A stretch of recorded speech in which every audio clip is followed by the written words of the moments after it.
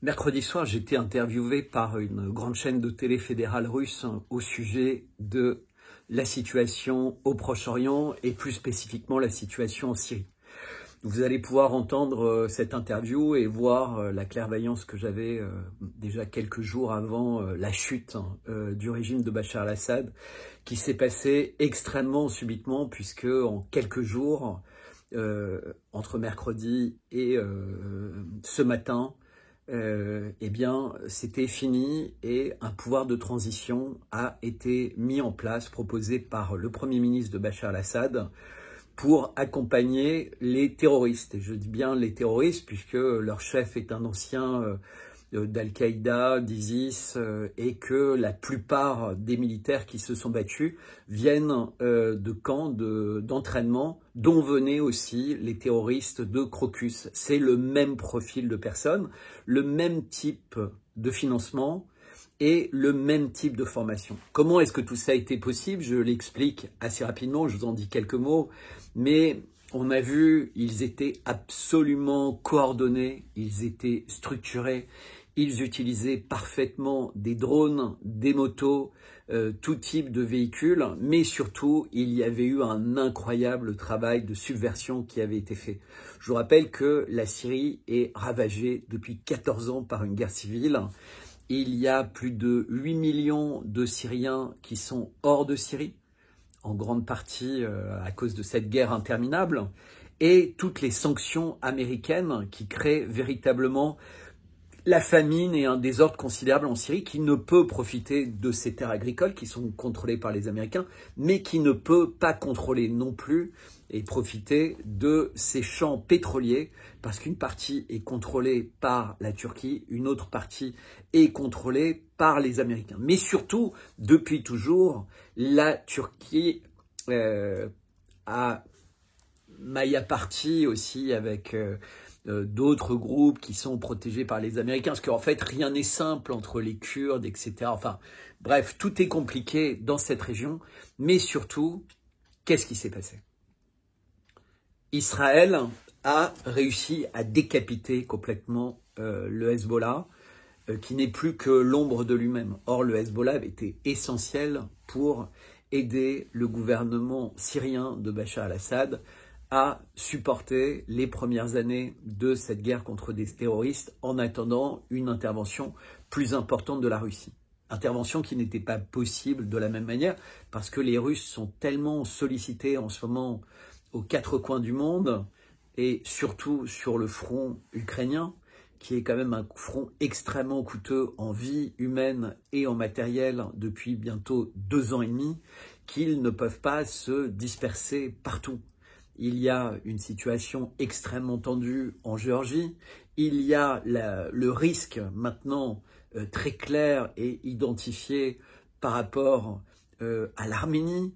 Le risque par rapport également qui peut revenir au Kazakhstan. Je vous rappelle que avant le début de l'opération spéciale, il y avait une tentative de coup d'État au Kazakhstan. À tout moment, ça peut redémarrer. Il y a beaucoup de pays qui sont dans la ligne de mire de l'État profond. On vous rappelle tout ce qui arrive à l'Iran également depuis un certain nombre d'années et de mois d'assassinats ciblés, de sanctions terribles et une diaspora, comme pour la diaspora syrienne, qui a joué un rôle certainement ambigu, qui n'a pas forcément compris ce qui venait de se passer il y a quelques années en Libye et le résultat pour les Libyens. Mais finalement, les leçons des uns ne sont pas les leçons des autres. Et qu'est-ce qui se passe? Il y a une terrible boîte de Pandore qui est ouverte maintenant. Cette boîte de Pandore fait que le Hezbollah, ou ce qu'il en reste, est complètement livré à lui-même.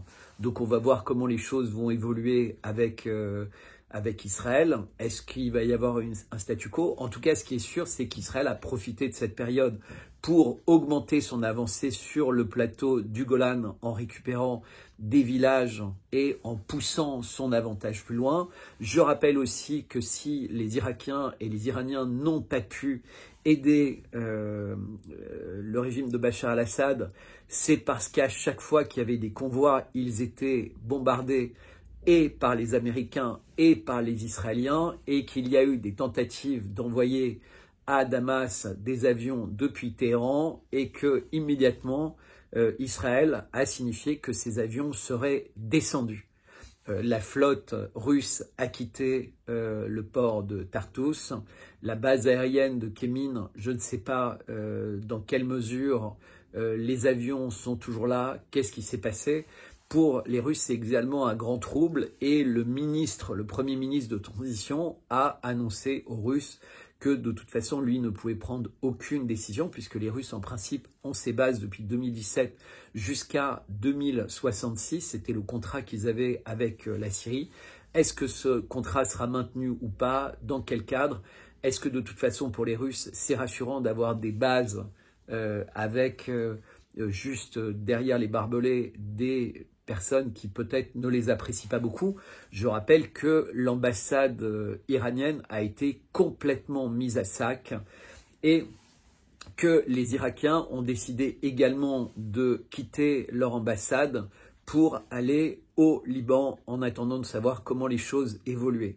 Évidemment, le palais présidentiel a été complètement détruit, de la même manière que les maisons de nombreux notables, quand je dis détruit, c'est pillé, de la même manière que de nombreuses maisons de nombreux notables. Et on a vu immédiatement le pillage de tout ce qu'il y avait dans les banques, et en particulier la Banque nationale, donc tout ce qui concerne les réserves d'or, etc. On peut imaginer que des services spéciaux bien organisés, de toute façon, ont su coordonner les choses pour que ça retourne à qui en a le plus envie et qui avait le mieux anticipé les choses. Donc pour l'instant, évidemment, les images qui viennent sur tous les médias sont des images de joie. Évidemment, ce ne sont pas les mêmes images qui arrivent sur les réseaux alternatifs où on apprend qu'il y a déjà de nombreux assassinats, de nombreuses exécutions sommaires et que de toute façon, ce mouvement est tellement déstructuré que les choses ne vont pas rentrer dans l'ordre facilement. Ça, il n'y a aucun doute là-dessus. Les Américains contrôlent bien les zones pétrolières, contrôlent bien les zones agricoles. Comme je dis, la Syrie s'étend. Qu'est-ce qui s'est passé également hier? Hier, il y a eu finalement un sacre.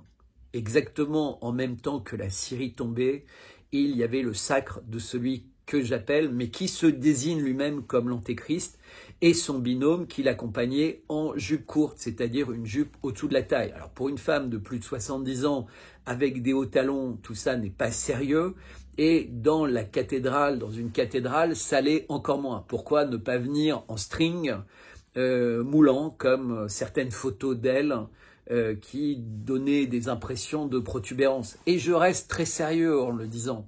On avait le cardinal qui était habillé comme s'il sortait tout droit d'un jeu de Super Mario Bros. On avait Zelensky qui était toujours dans sa tenue militaire et on avait des dizaines ou des centaines de courtisans qui essayaient d'approcher soit Macron, soit Trump, soit les deux, soit Elon Musk qui était venu aussi. Je souligne que Donald Trump, comme je l'avais dit dès hier à 19h, est venu sans sa femme, ce qui montre qu'il n'était pas là pour une célébration religieuse ou la réouverture de Notre-Dame, il était là au front. De la même manière qu'Elon Musk est venu, et en général pour ce type d'événement, Thanksgiving, etc., et a fortiori la réouverture de Notre-Dame, il aurait dû venir avec un de ses enfants pour lui montrer ce lieu magnifique.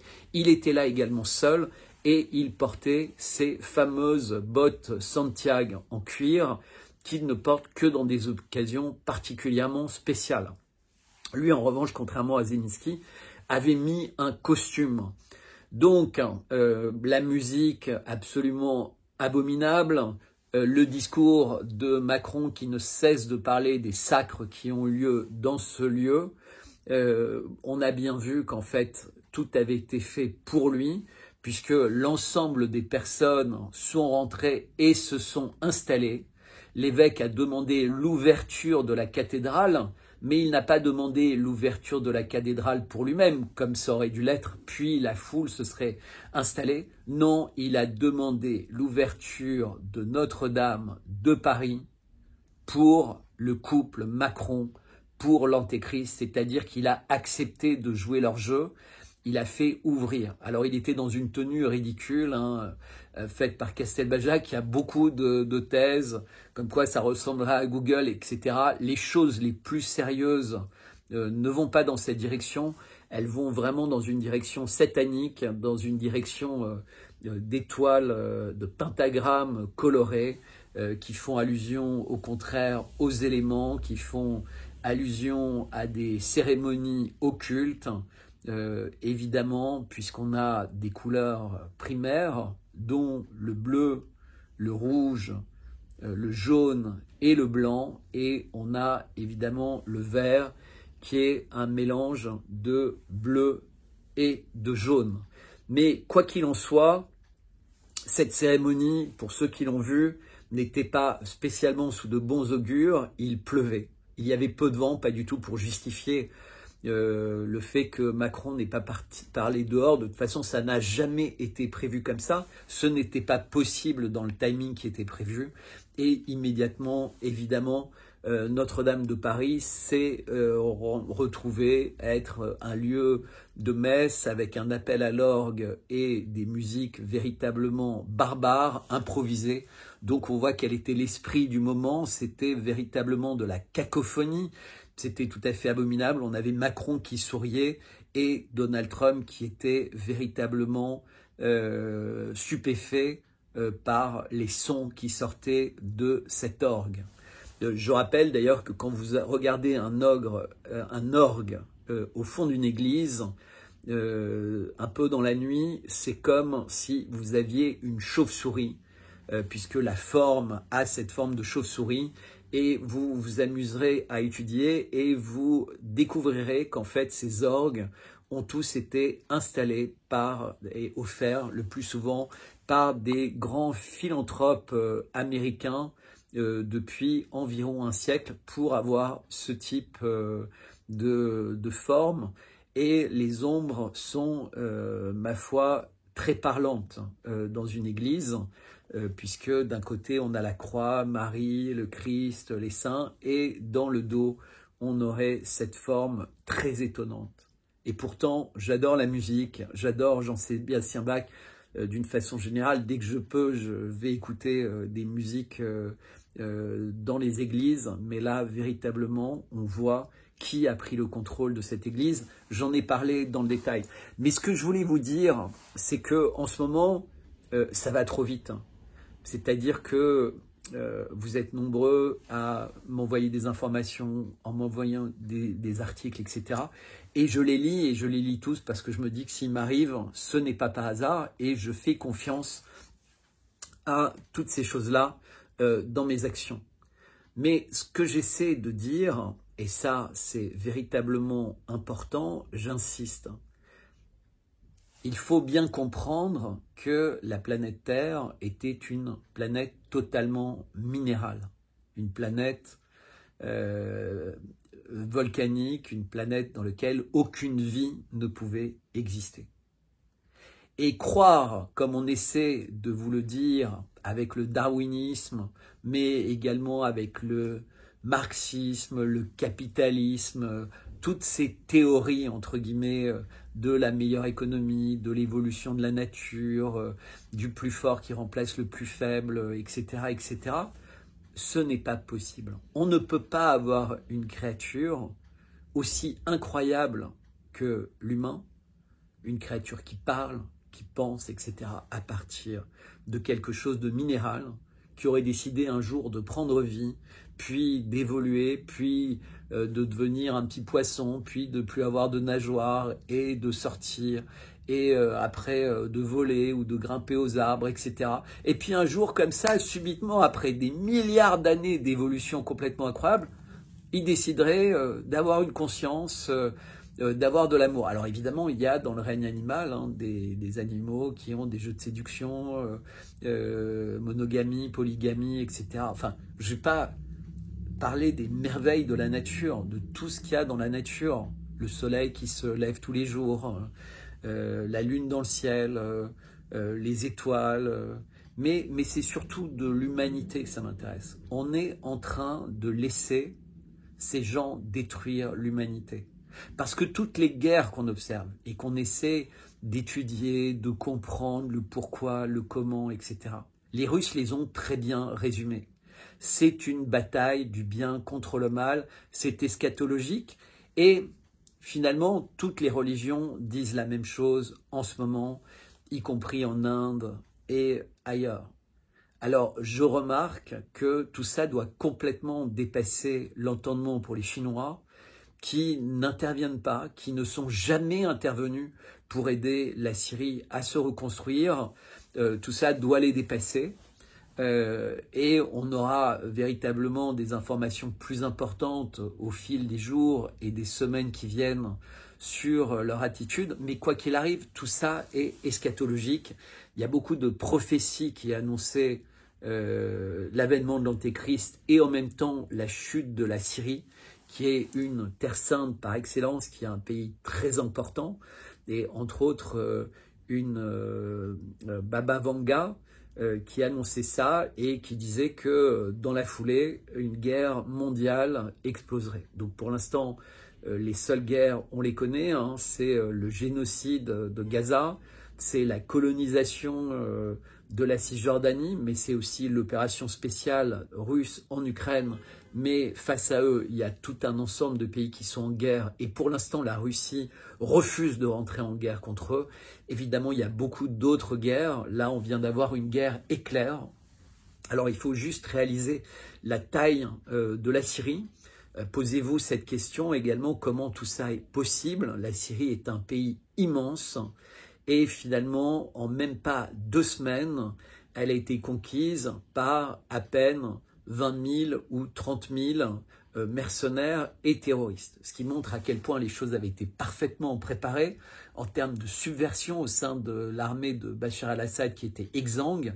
Et donc, ce que ça veut dire, c'est que des milliers de Syriens réfugiés ont été utilisés pour ça, mais également des terroristes de très nombreux pays, des formateurs et des informateurs américains, israéliens, français. Je vous rappelle cette phrase de Fabius sur les bons terroristes.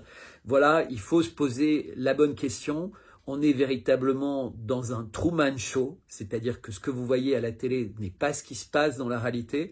Ce qui se passe dans la réalité, c'est qu'il y a un certain nombre de personnes qui essaient de faire survivre l'humanité à des hordes de vampires qui, depuis la nuit des temps, ont œuvré pour détruire la foi chrétienne, pour introduire un espèce de multiculturalisme, la fin, entre guillemets, des races, si on peut encore utiliser ce mot sans être accusé. Donc la fin des genres, la fin de tout ça. Il suffit de regarder l'histoire avec les Khazars, regarder ce qui s'est passé avant et pendant la révolution bolchevique, qui a tiré les ficelles, quelle est l'identité de tous ceux qui ont commis les massacres les plus abjects, toutes ces choses que l'histoire essaie d'effacer, mais qu'elle n'effacera pas. Et moi, je ne laisserai pas effacer les choses, et de plus en plus, j'essaierai de vous ouvrir les yeux sur ce qu'est le mal absolu. Le mal absolu n'est pas ce qu'on vous a dit, le mal absolu n'est pas ce qu'on vous a fait croire, le mal absolu a une autre identité, et il œuvre en ce moment, au-delà de l'entendement. Il y a un antéchrist, mais il y a des hordes de vampires, des hordes d'adorateurs du diable qui œuvrent depuis longtemps pour prendre le contrôle de la finance mondiale, pour prendre le contrôle des moyens de communication, des médias mondiaux, mais également de plus en plus de tout ce qui est la sphère politique, la sphère économique, en particulier dans le domaine médical et dans les big pharma. Tout ça est très important, il faut le regarder froidement, il faut le regarder posément et factuellement et arrêter de culpabiliser parce qu'on parle de la vérité ouvertement. Je vous demande de faire preuve de courage, je vous demande de vous regarder en face dans une glace et de penser aux générations passées qui se sont battus pour que ça n'arrive pas, et quand je parle passé, je parle de très très loin passé, et d'essayer de comprendre à quel point ça a dû être difficile pour Vladimir Poutine de réussir tout ce qu'il a fait, envers et contre tous, et aujourd'hui encore. Donc j'espère que la grande Chine va véritablement se réveiller, que de très nombreux pays du monde vont comprendre quel est le danger qui est en train d'arriver, et que Trump, avec Musk, Kennedy, Ron Paul et d'autres, va réellement prendre le taureau par les cornes et vider le marécage. Voilà, c'est ce que j'avais à vous dire en ce dimanche soir, en vous rappelant quand même que pour son sacre, Macron a demandé un jour de sabbat, un samedi, et tout ça n'est pas anecdotique avec les fêtes de Saturne, mais pas seulement, puisque c'est un 7 décembre, et donc 7, 12, 10, 1, et 2024, 8, donc on a 1, 8, 18, et le 18, pour ceux qui connaissent les chiffres, c'est 6, 6, 6. On a bien assisté, qu'on le veuille ou non, à une forme de couronnement dans le troisième temple qui est en train de devenir Notre-Dame. Et tout ça, c'était passé avant le sacre de l'autel, un autel qui est extrêmement bizarre et qui ne répond à aucune exigence de la liturgie chrétienne. Tout est truqué, tout est mensonger. Battez-vous, libérez-vous par la prière, par la foi et par l'amour.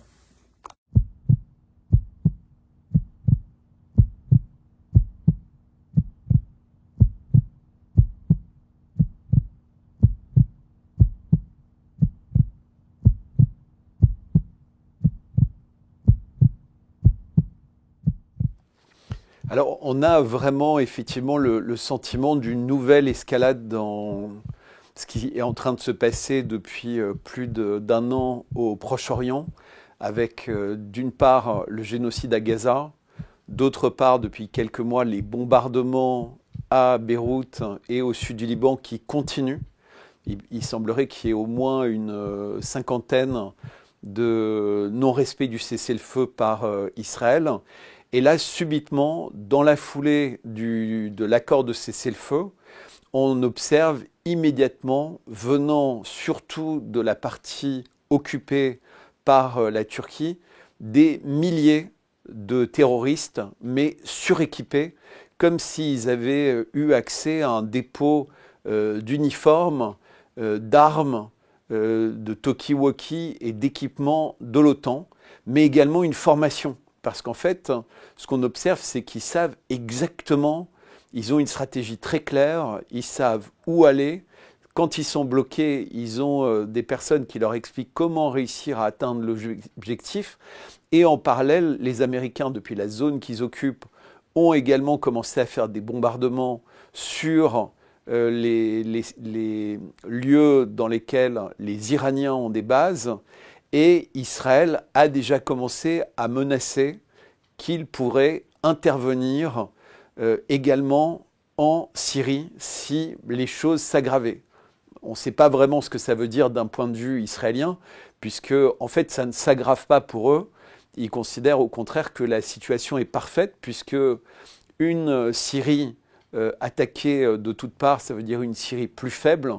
Et on sait que depuis 10 ans, quasiment quotidiennement, l'aviation israélienne bombarde la Syrie et occupe toujours une partie du territoire syrien dans le Golan. Donc oui, on est véritablement dans une escalade, et une escalade dans laquelle les Occidentaux, donc que ce soit les Américains, les Français, les Anglais et leurs alliés dans cette région, c'est-à-dire Israël et la Turquie, montrent leur vrai visage, qui est véritablement de déstabiliser tous les pays qui sont des alliés à la fois de l'Iran et de la Russie, puisque l'objectif final, c'est toujours le même, déstabiliser la Russie. Mais je souligne qu'en parallèle à ce qui est en train de se passer en Syrie, on a également en Géorgie une aggravation de la situation avec une nouvelle tentative de révolution de couleur. Donc on voit que ça part dans tous les sens, pas uniquement en Syrie. Alors, même sans approfondir, il faut juste rappeler que la Syrie est sous le coup de mouvements terroristes, de révolutions de couleur, d'intervention des Occidentaux pour aider ceux qu'ils appellent des bons terroristes depuis les années 2010. La situation s'est stabilisée en faveur de la Syrie, véritablement à partir de 2015, quand la Russie est intervenue.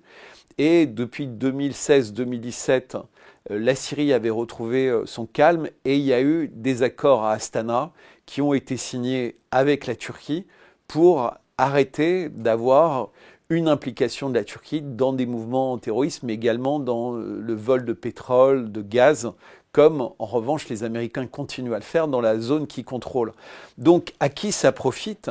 Ça profite uniquement aux gens qui veulent continuer à affaiblir le Hezbollah au Liban, qui a véritablement souffert considérablement les 2 premiers mois entre les attentats terroristes avec les pagers, mais également l'assassinat de toute leur hiérarchie, puisque Nasrallah a été tué, mais tout l'état-major a été tué, et pas qu'une seule fois, ils ont été tués à plusieurs reprises, y compris les personnes en charge de la communication, et y compris les gardiens de la Révolution, les généraux gardiens de la Révolution et les personnes importantes qui ont été tuées soit en Syrie dans le consulat iranien à Damas, soit également à Beyrouth. Donc on voit qu'il y a cette volonté véritablement par Israël et ses alliés d'écraser tous les pays qui sont de ce qu'on pourrait appeler un axe de résistance face à leur ambition colonialiste.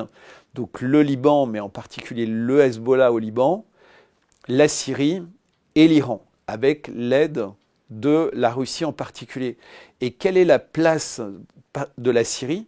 C'est que la Syrie est la plaque tournante pour que l'aide iranienne ou irakienne puisse arriver au Hezbollah. Donc neutraliser la Syrie, comme sont en train d'essayer de le faire les terroristes aux ordres vraisemblablement de l'OTAN, est une manière de montrer que la cible, c'est bien l'Iran, puis la Russie. Alors oui, on a vraiment un tableau d'ensemble. Alors peut-être pour revenir un peu en arrière, tous les problèmes de la Syrie ont commencé à éclater quand ils ont choisi pour le gazoduc qui allait apporter du gaz du Moyen-Orient vers l'Europe, la proposition iranienne, au détriment de la proposition du Qatar. Et immédiatement après a commencé une pseudo-guerre civile qui a provoqué des centaines de milliers de morts et des millions de réfugiés, dont une grande partie sont partis en Europe, mais également sont encore en Turquie. Donc il y a eu une vraie période tragique pour la Syrie qui a commencé vers les années 2010-2011 avec beaucoup de terroristes. Il y avait Al-Nosra, Daesh, ISIS, ils étaient tous là et on voyait les images épouvantables avec des journalistes ou des occidentaux qui étaient égorgés, avec des villages qui étaient entièrement détruits. Et on revoit à nouveau la même chose. C'est-à-dire qu'il y a à nouveau des images qui parviennent où on voit ces terroristes, cette fois-ci habillés véritablement, encore une fois, comme des commandos de l'OTAN. Ils ont tous les mêmes chaussures, ils ont tous les mêmes tenues, ils ont tous des gilets pare-balles, ils ont les bonnes lunettes de soleil, les casques de combat, ils ont les mêmes armes, ils ont des véhicules. En fait, on voit des colonnes de véhicules où ils ont des véhicules extrêmement modernes, extrêmement chers. Et même s'ils gagnent de l'argent avec des trafics divers et variés, pour se procurer ce type de véhicule, ce type d'armes, il faut des soutiens. Et les premiers éléments qui parviennent, c'est que ces armes arrivent massivement d'Ukraine, ainsi que les formateurs. C'est-à-dire qu'on voit se mettre en place un paysage qui implique l'Ukraine, et on savait déjà que l'Ukraine était impliquée également en Russie, contre la Russie en Afrique. Et donc on voit que les États-Unis et l'Union européenne, qui sont les pays les plus agressifs vis-à-vis de la Russie en Ukraine, utilisent également le proxy ukrainien partout où la Russie a ou essaye d'avoir de l'influence, c'est-à-dire en Afrique et au Proche et au Moyen-Orient. Donc on a un tableau qui est relativement dramatique puisque d'un côté, les Russes avaient montré avec Oreshnik qu'ils ne plaisantaient pas, qu'il fallait arrêter cette escalade, qu'ils disposaient d'une arme qui rendait le nucléaire obsolète, puisque l'arme Oreshnik est capable de tuer très précisément des mercenaires, des militaires à grande distance, y compris dans des bunkers, mais également des usines d'armement, sans toucher les populations civiles. Quelle a été la réaction de l'Occident? Au lieu de comprendre la détermination des Russes suite à cet envoi de missiles, eh bien, des révolutions de couleur comme en Géorgie et une attaque terroriste extrêmement massive en Syrie, à un moment où, finalement, tout le monde pensait qu'il y aurait peut-être quelques semaines ou quelques mois d'apaisement, à part pour la population de Gaza qui continue à être bombardée en permanence. On voit que ce n'est pas du tout le cas. On voit qu'il y a une surenchère permanente, donc le tableau est extrêmement négatif, puisque même dans la période d'incertitude, avant l'arrivée de Donald Trump qui affirme qu'il veut la paix, eh bien, le gouvernement Biden est en train de partir sur le sentier de la guerre de façon plus déterminée qu'il ne l'a jamais été pendant l'intégralité du mandat. Donc le paysage est vraiment dur et la cible syrienne, puis iranienne, puis toujours pareil la Russie, est clairement dans la ligne de mire. Ils n'ont pas l'intention d'arrêter cette guerre. Alors, Israël a annoncé, Netanyahou a annoncé que la trêve durait a priori 2 mois. Alors c'était assez bizarre puisque c'était une trêve qu'il avait obtenue, mais en expliquant qu'il l'obtenait parce qu'il avait besoin d'avoir de nouvelles armes. On doute réellement qu'il y ait du manque d'armes parce que depuis des mois, en fait depuis plus d'1 an, il y a un pont aérien incessant de livraison d'armement depuis les États-Unis, mais également depuis les bases de l'OTAN en Allemagne, en Italie. C'est l'arrivée incessante de gros transporteurs militaires et de bateaux qui apportent des missiles pour l'aviation et tout type de missiles pour les chars, pour les snipers, etc. Donc c'est vraisemblablement cette accalmie, mais qui n'en est pas réellement une, puisqu'il y a énormément de ruptures du cessez-le-feu qui ont lieu à l'initiative d'Israël depuis la date officielle du cessez-le-feu, c'est pour que les regards se tournent vers la Syrie. Israël considère en réalité qu'elle a obtenu ses objectifs avec le Hezbollah et qu'elle ne pourra pas aller plus loin tant qu'elle n'a pas coupé le Hezbollah et le Liban de l'Irak et de l'Iran qui fournissent l'essentiel des missiles, des roquettes qui touchent maintenant de plus en plus en profondeur en Israël, puisqu'on a vu les derniers jours avant le cessez-le-feu de plus en plus de roquettes qui atteignaient les grandes villes, dont Tel Aviv en Israël, mais également la ville d'Haïfa. Donc aujourd'hui, il n'y a plus que des roquettes qui arrivent du Yémen contre Israël et un peu d'Irak. Donc, mais l'idée, c'est vraiment de faire tomber le régime de Bachar el-Assad et on voit qu'ils se sont donné des moyens considérables puisque les terroristes ne cessent d'avancer. C'est-à-dire qu'ils ont avancé très vite jusqu'à Alep. Ensuite, ils sont arrivés à Hama, ils ont été repoussés d'Hama et maintenant ils ont pris Hama et ils avancent vers Homs. Et s'ils réussissent à prendre Homs, ils auront complètement séparé la base navale et la base aérienne russe sur la Méditerranée qui est à Tartous et à Kémine de Damas. Et donc ça va être quelque chose d'assez dur à gérer pour le gouvernement de Bachar el-Assad, sachant que Israël est très impatient d'en découdre et que les États-Unis sont sur place avec beaucoup de soldats et de moyens militaires aériens, mais également terroristes, puisque dans le tiers est de la Syrie, qui est contrôlé par les Américains, c'est là qu'on a les restes d'un ISIS qui pourrait se convertir avec un nouveau nom et dans laquelle sont vraisemblablement des soldats également formés soit par les Ukrainiens, soit par les Américains pour véritablement attaquer dans tous les sens le régime de Bachar al-Assad. Donc on voit que la situation est extrêmement tendue. C'est pour ça que les Iraniens et les Irakiens proposent de l'aide, mais aussi c'est sans doute pour ça que la Chine a déclaré qu'elle était prête à soutenir son allié syrien, mais également l'Arabie saoudite, puisque Mohamed Ben Salman a immédiatement pris fait et cause pour la Syrie. Donc on voit vraiment qu'il y a une grosse fracture qui est en train de s'opérer dans cette région, avec des très grands pays, surtout les acteurs des BRICS, qui comprennent de mieux en mieux quel est le jeu très ambigu de la Turquie, mais aussi cette volonté de chaos des Américains et des Israéliens qui, dans le cas du dossier syrien, ne peuvent pas dire qu'ils sont victimes de la Syrie, puisque depuis des années, la Syrie se fait bombarder sans jamais répondre au bombardement. C'est complètement fou, mais la Syrie a accepté depuis toutes ces années d'être bombardée quotidiennement par Israël sans jamais répondre.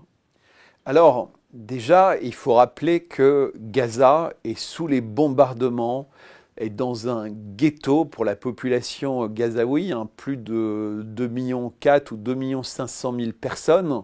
En tout cas, les survivants par rapport à cette population qui occupait Gaza en octobre 2023, ils sont sous les bombardements incessants de l'armée israélienne, mais également des incursions très fortes, voire l'envahissement avec des chars. On observe d'ailleurs déjà des bases israéliennes qui sont installées sur le territoire de Gaza.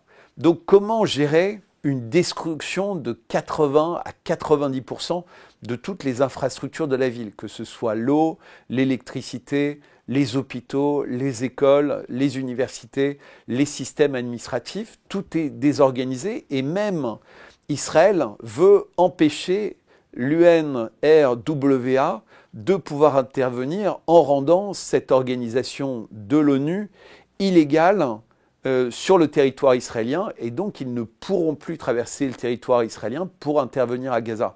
Donc aujourd'hui, on a un véritable génocide. Officiellement, il y a 45 000 morts, mais toutes les études sérieuses indiquent que ce serait plutôt 200, 300, voire 400 000 morts et peut-être plus si on considère les personnes qui n'ont pas pu être identifiées, si on considère les personnes qui sont mortes des suites de leurs blessures et qui ne sont pas comptabilisées comme morts, mais aussi si on considère les gens qui meurent de faim, qui meurent de maladie, qui meurent plus jeunes qu'elles auraient dû à cause de la fatigue ou des troubles avec l'eau qui n'est pas potable, avec la nourriture qui est de mauvaise qualité, etc. Donc il y a un véritable drame humain et la Russie est un des seuls pays qui véritablement hausse le ton au niveau du Conseil de sécurité des Nations Unies. Donc à Gaza, ils ont véritablement un sentiment d'abandon. Mais qu'est-ce qui se passe? Le Hezbollah avait toujours expliqué que son attitude vis-à-vis d'Israël et les roquettes et quelque part les escarmouches permanentes, c'était pour ne pas faire oublier leur volonté qu'Israël fasse un cessez-le-feu et trouve une solution avec Gaza. Donc c'était très étonnant qu'après l'assassinat de Nasrallah, assez vite, il y ait une possibilité de cessez-le-feu. Et donc une possibilité justement pour Israël d'en finir avec Gaza et de préparer quelque part l'attaque vers l'Irak et vers l'Iran, puis que la Russie ait perdu un de ses alliés forts, l'Iran, dans cette région.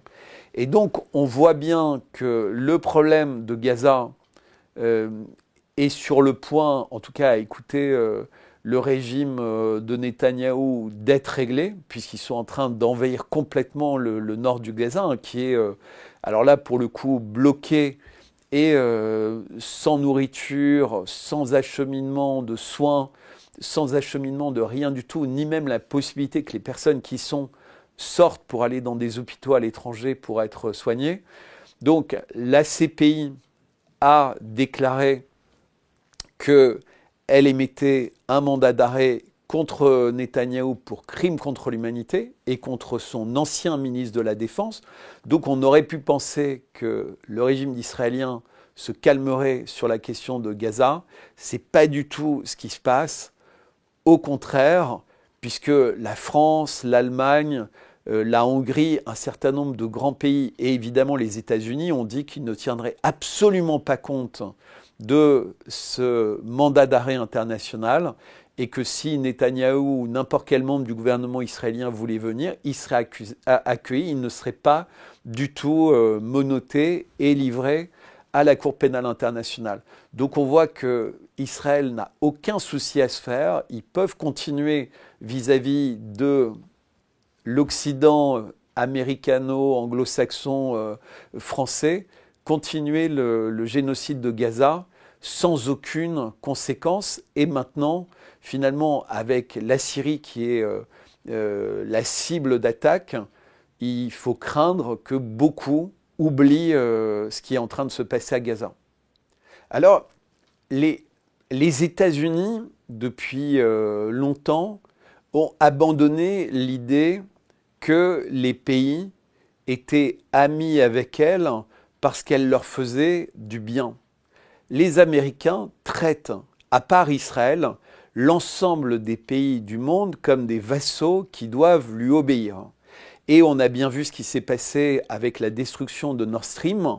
Les Européens, au lieu de pointer du doigt le coupable américain de ces attentats contre une infrastructure vitale pour l'Europe, ont accepté d'être en silence, de faire des fausses enquêtes et d'acheter 4 ou 5 fois plus cher le gaz en provenance des États-Unis.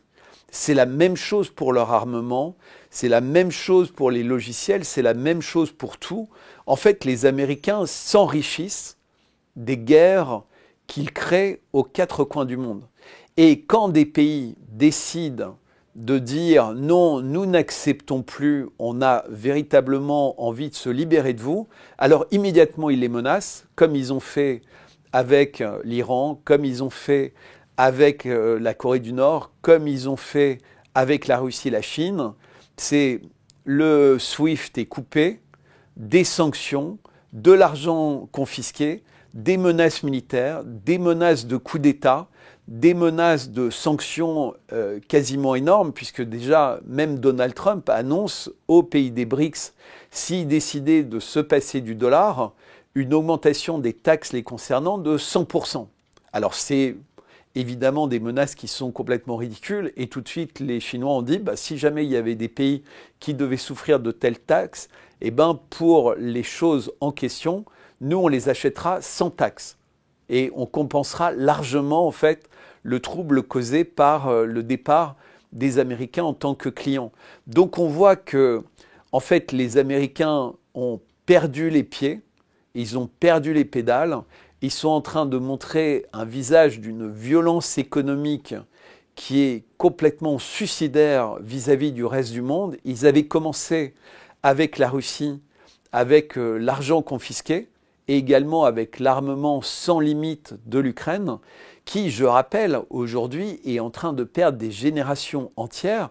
Et Blinken vient de déclarer qu'il fallait que l'âge de la mobilisation soit baissé à 18 ans. C'est-à-dire que maintenant, les Ukrainiens, si Zelensky écoute ce que lui demandent les Américains, vont être mobilisés dès 18 ans.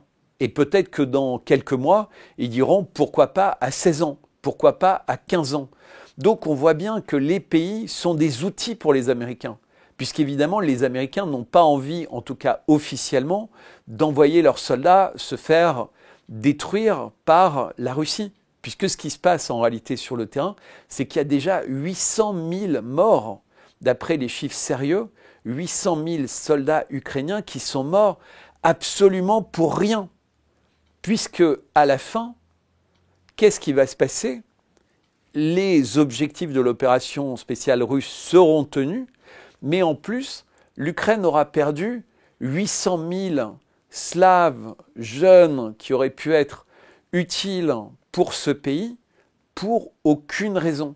Et donc ça, c'est vraiment le cynisme américain, mais on a exactement la même chose au Proche-Orient avec Israël, qui massacre sans aucune limite. On a bien vu, il y a déjà plus de 5000 morts au Liban en 2 mois. Donc ça donne une idée de la violence, entre guillemets, de ces pays pour lesquels la vie humaine, la vie de civils, de femmes et d'enfants ne compte absolument pas. Et donc on peut craindre le pire, puisque même quand la Russie dit « à partir de maintenant, il faut que vous fassiez attention, on a changé notre doctrine nucléaire », et ça c'est vraiment un message qui était très fort, puis la démonstration de force avec Oreshnik, eh bien, aucun pays n'écoute, au contraire, ils sont dans une stratégie de psychopathe, à dire on va continuer à envoyer des missiles, on va continuer à envoyer de l'aide et on va même envoyer des avions toujours plus puissants, toujours plus lointains. Et là maintenant, on commence à prendre des positions et faits et causes pour les terroristes en Syrie. C'est-à-dire que déjà en France, comme vous l'évoquiez, on a de nouveau les mêmes casques blancs qu'il y a 10 ans, mais on dit aussi s'il y a des mercenaires français qui veulent aller faire la guerre contre Bachar el-Assad, eh bien ils peuvent y aller sans craindre d'avoir des problèmes quand ils reviendront en France. Quand Donald Trump dit l'enfer se généralisera entre guillemets au Moyen-Orient, évidemment il cible l'Iran. Alors déjà, c'est une attaque qui est ridicule et qui rappelle le 11 septembre où finalement on a eu la désignation de l'Afghanistan et voire même de l'Irak comme responsable des attentats du 11 septembre alors que c'était ridicule. Et on sait, ça a été démontré, ça a été prouvé, que l'Iran n'a absolument rien à voir avec les otages. L'Iran est un allié effectivement de la Syrie, est un allié du Hezbollah, mais l'Iran n'a jamais été un allié du Hamas ou d'aucun mouvement palestinien. Ils se sont bien gardés d'être impliqués en Palestine, les Iraniens.